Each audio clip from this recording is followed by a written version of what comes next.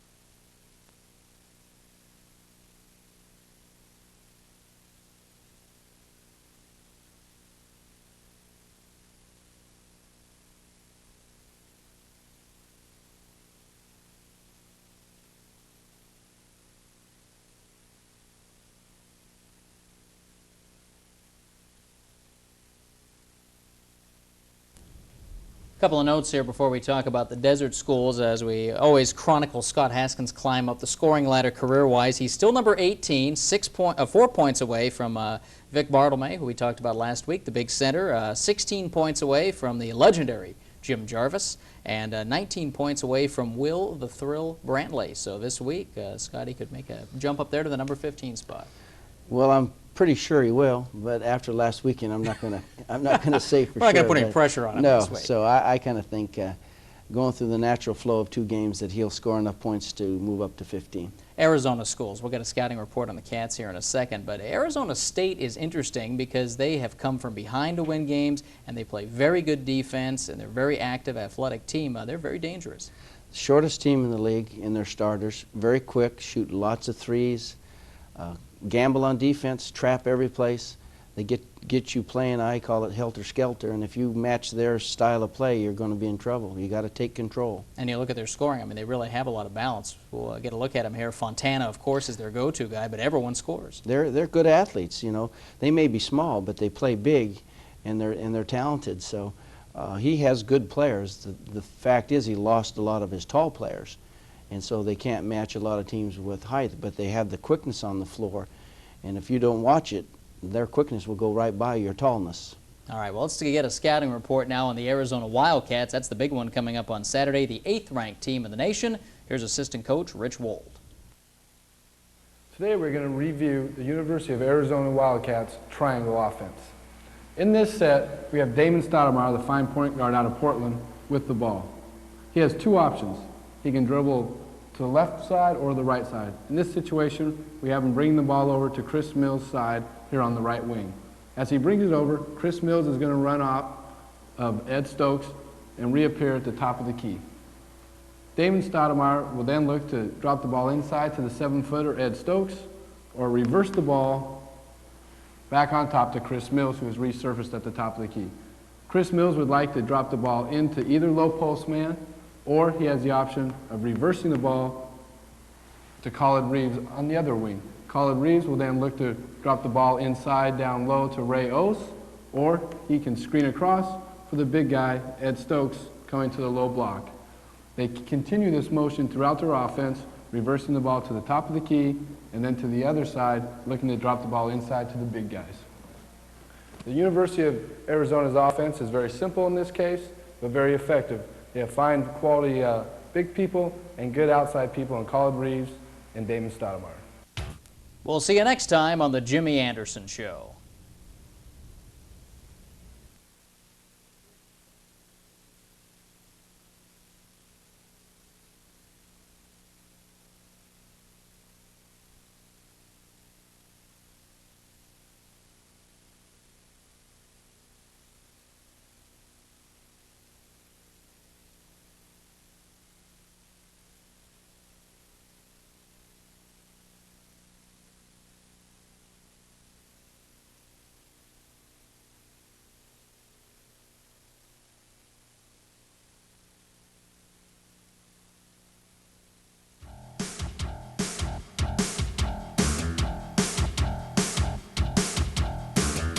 This is the Jimmy Anderson Show, the weekly report on Oregon State University basketball.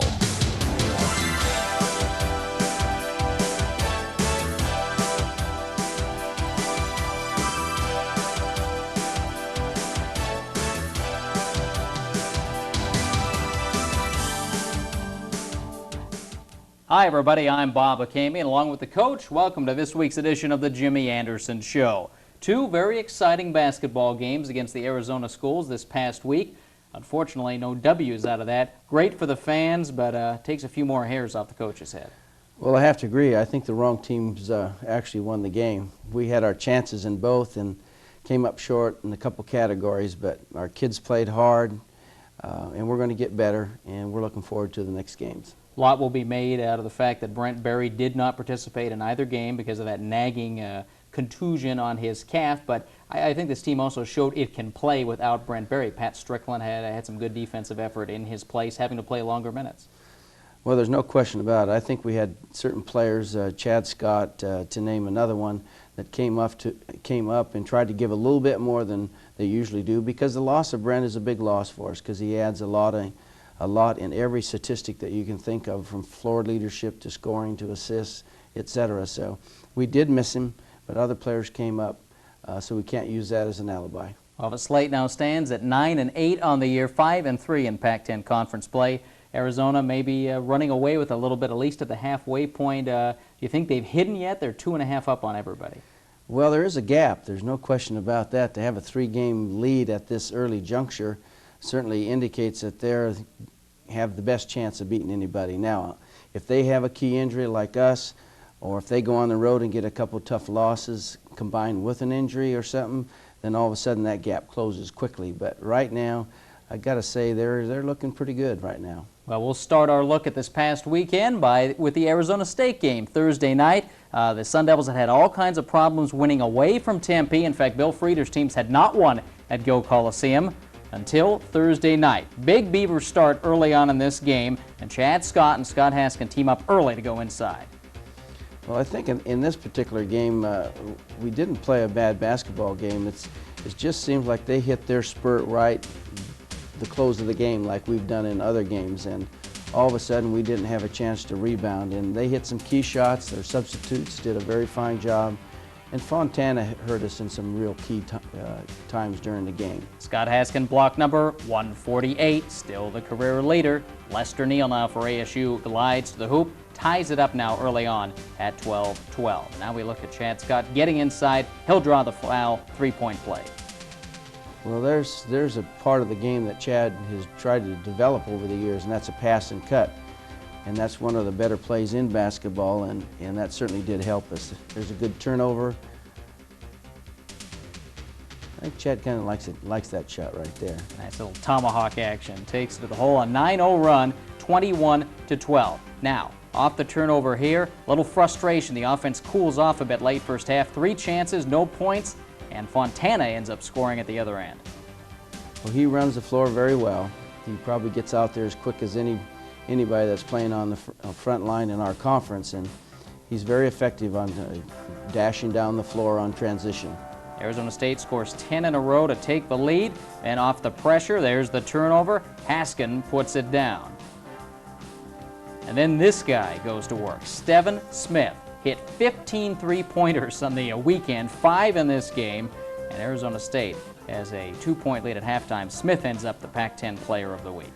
Well, he's one of the top seniors in our conference, and he's a very tough defensive player, a good leader, and does just an excellent job for Arizona State. They do a good job of clearing things out here. Marcel Capers takes it down the middle. We saw a little bit of that in the Washington State game, too. Well, we should have had some help there from our post player, but you know, they're very quick. They play 3 guards and like 2 forwards, and they're very hard to cover. Matchups are difficult. They're very quick on the defense, as you can see right there. Quick out on the break, and we paid the price. Offense gets a little tentative down the stretch here. Charlie McKinney has to scramble just to hang on to the ball, but it was tough just to get a shot. That shot clock was getting down close a few times. It would have been nice to have a few more of those, that's for sure. Chief puts down the 3, but it's an 8-point lead for the Sun Devils here. Now a tough call here, a foul, and the goaltend is called on Scotty as he goes up to block.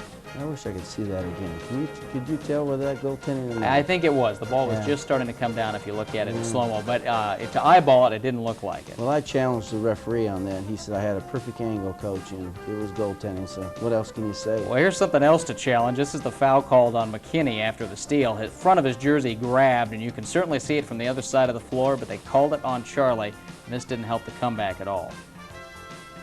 Well, those are things that are frustrating, especially in your home court. You'd think that you'd get a call here and there, and that was a good defensive play. It showed on the, but you know, when you're losing a little bit, you start begging too, and you can't rely on good calls to win for you. And again, you talk about the tentativeness down the stretch. Kareem ends up taking a 3 there on the break situation. They converted at the other end, and the Sun Devils win the game 82-73. Big win for them. You look at the stats, pretty even up. Arizona State, they went for volume on the 3-point shooting, and they got 9 of them. Again, 5 of them by Smith.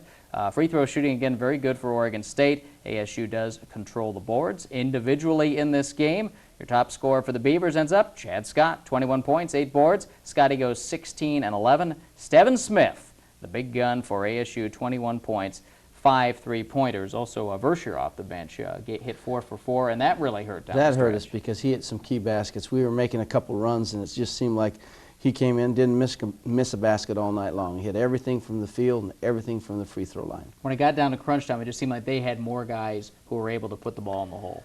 Well, they made key plays, defensive plays and offensive plays, and that's what you kind of look for when you're playing, whether at home or away, is when key times occur during the game, you have to have key plays made for your team, and if you do, you're going to win. Well, with the Sun Devils out of the way, it was time for the big showdown everyone was talking about. First place Arizona. We'll recap that game when the Jimmy Anderson Show continues.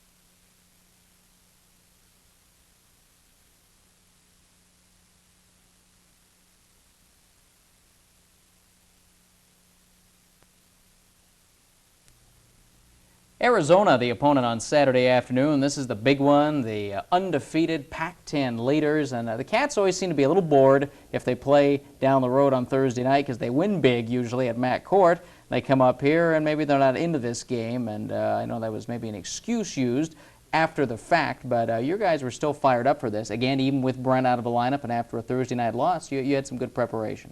Well, I think the pattern has been as they come to Eugene, get a big easy victory there, it seems at least, and then they come to our place. They know they're going to have a tough game, and it was no different. I hate to say this because it sounds like maybe sour grapes, but I consider the fact that they were very lucky to get out of Gill Coliseum with a win. It was 10-0 early on in this game. We go to the highlights now. The Beavers came out firing in this game. Arizona extremely flat on offense in the first half. In fact, they got nothing out of their backcourt. Beavers scored the first 10 of the game going inside, and it starts out with Scott Haskin with the hook.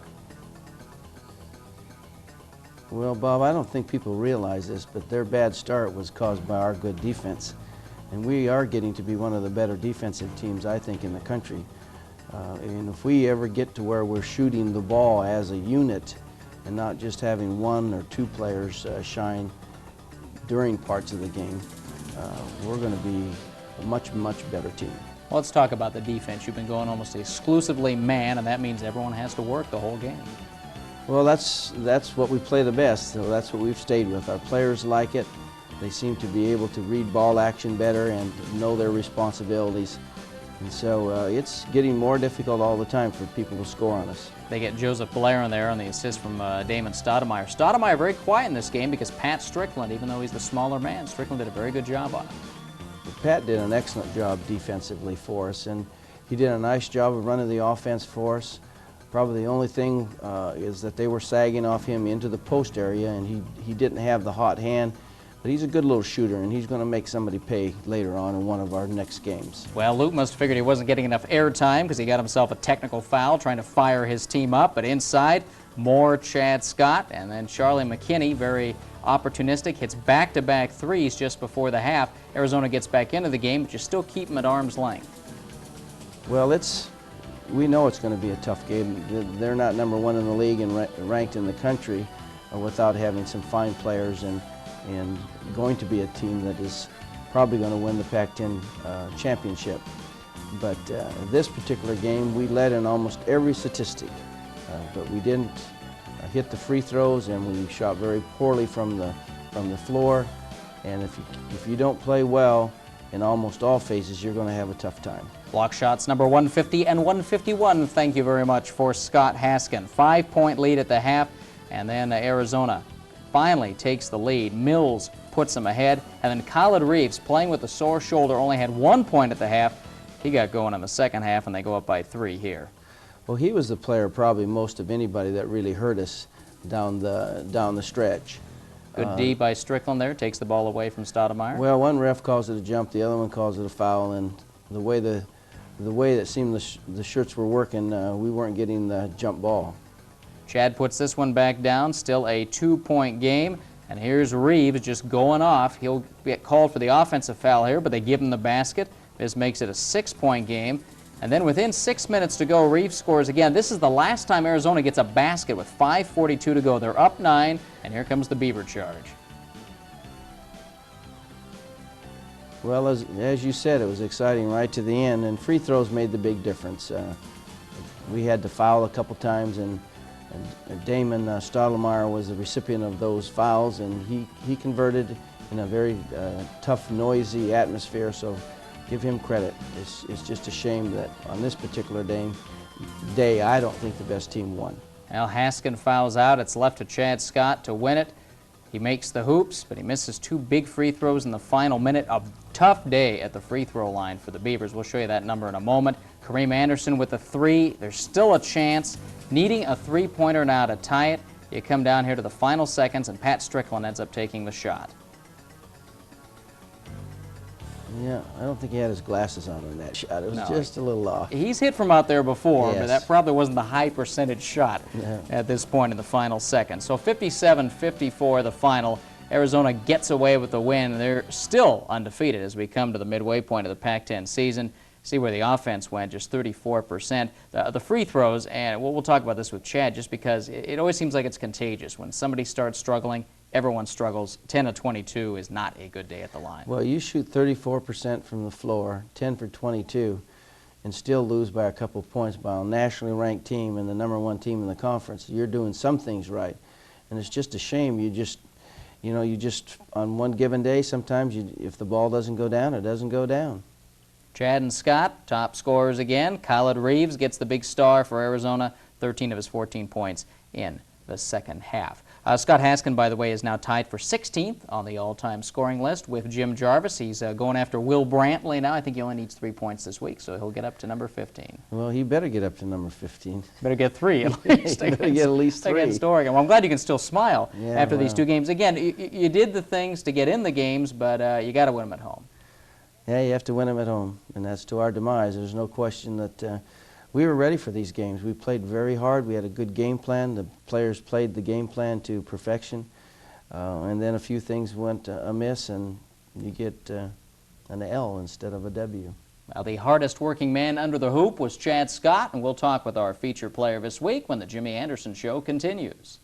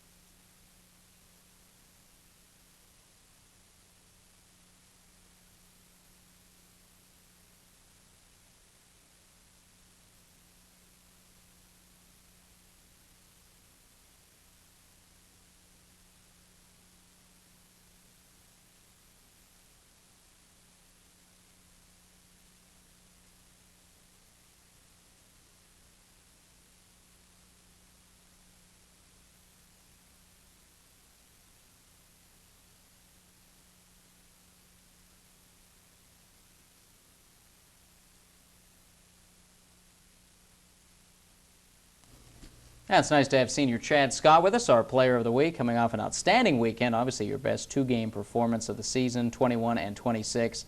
Had the career high, and we might as well talk about it first, the Arizona game. I know you told me after the game you'd gladly trade the 26 points for those 2 free throws, and you get them a line. You say you fantasize about those things, being able to get to the line and tie a game.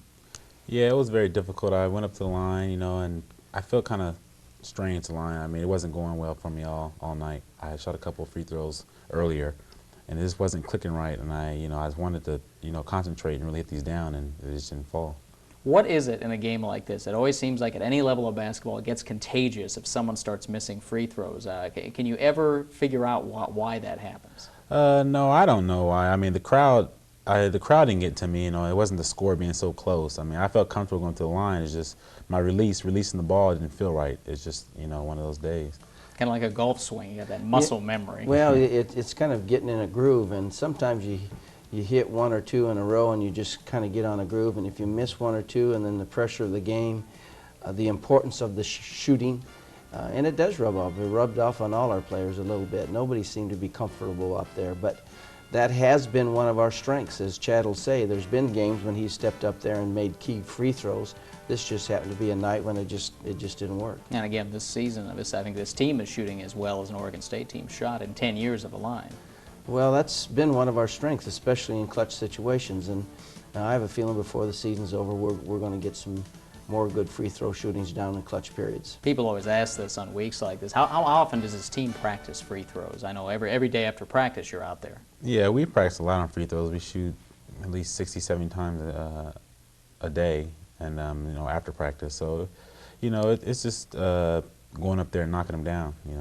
Seems like you've been a lot freer on offense this year, and I know we thought Mustafa Hoff being in there certainly helped because now there's 3 real big men out there. But what has loosened you up a little more on offense now and given you a little more freedom? Well, it took time to get in the groove of playing the 3-man. I was playing down low most of the time last year and year before, and it kind of took some time. Coach had to show me the offense in the 3 spot, but it's more loose. I get to come off screen, shoot the jumper, and also play down low. So it's been a pretty good experience in that spot. Bob, I thought it was going to be a real problem taking him away from the offensive backboards, but playing out on the perimeter, he still gets to the backboard, and that's one of his real strengths in his playing. But I think I'm more proud about Chad is his defensive work. He's lining up against some of the top players like Arizona Mills.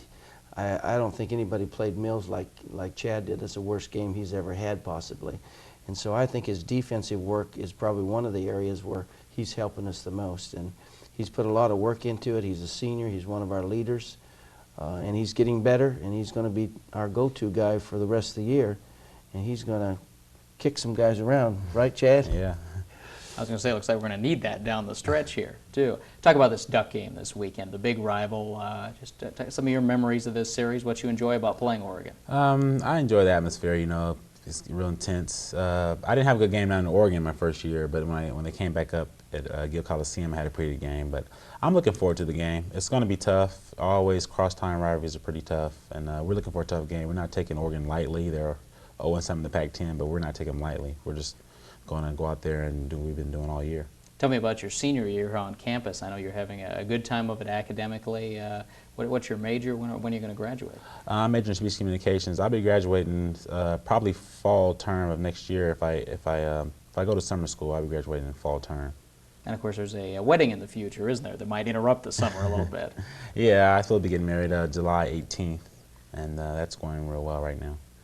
And she's a graduate of Oregon State, and a very talented, beautiful young lady, and I think he's pretty lucky. I don't know how he did it. You got a lot of homebodies on this team. We had Charlie McKinney talking Right, about being married, right. Pat Strickland, and Scott Haskin all going to join the club here. That's right. That's good. Maybe I'm a good example. That's it. Make them into good family men early Yeah. on in their lives. Chad, thanks for coming in with us, and Alrighty. best of luck as the season continues. Thank you. We'll be back with a look at Oregon, this week's opponent, as the Jimmy Anderson Show continues.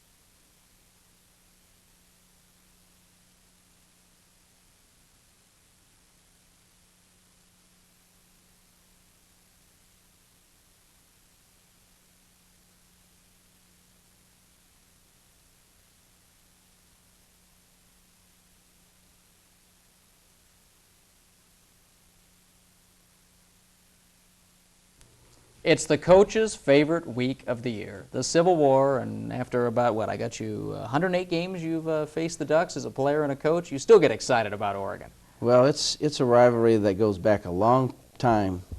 Playing against the Ducks, coaching against the Ducks. I don't enjoy any of them, really. 108 games, that's too many for any one person in their life ever to go through. Yeah, if my pocket calculator didn't burn out, totaling this up, your all-time record is 70-38. That's a career for some guys total. Well, the way I feel about the Ducks, I wish it was 108-0. Well, before we let you talk about Oregon this week, we're going to get the scouting report from Andy McCloskey. Andy, by the way, who of course faced the Ducks as a player and as a coach, has a career record of just 14-7 against Oregon. A little more inexperienced, but here's Andy with the scouting word on the Ducks. What we're going to cover today is the University of Oregon's early offense. In this early offense, what they try to do is have the wing players, the 2 and 3 on the board, flatten out the defense and get as far down the floor as possible. If the 1 could not throw it to the 2, they'll reverse it here to 4. 4 will reverse it to 3. As that happens, 5 will come ball side for a post-up situation, and the 2 comes into the middle of the floor here. 4 runs off looking for a lob. We've got to be concerned we don't get caught on this back screen. As that happens after the lob, the shooter will pop here to the center of the floor, and the 1 will go over here. From here, the ball comes back from 3 to 2. If he's got a jump shot opportunity, he takes it. If not, there's an inside screening action where 4 and 5 screen for each other. 1 on this side tries to get open. From here, the University of Oregon goes into their motion offense with a lot of screens, a lot of cutting, and a lot of passing. At this point, we need to make sure that we're communicating with each other, getting through screens, and putting good pressure on the basketball. That's how it works. This can be a very confusing team to face because Jerry Green is using everybody right now, and they love to come at you as fast as possible.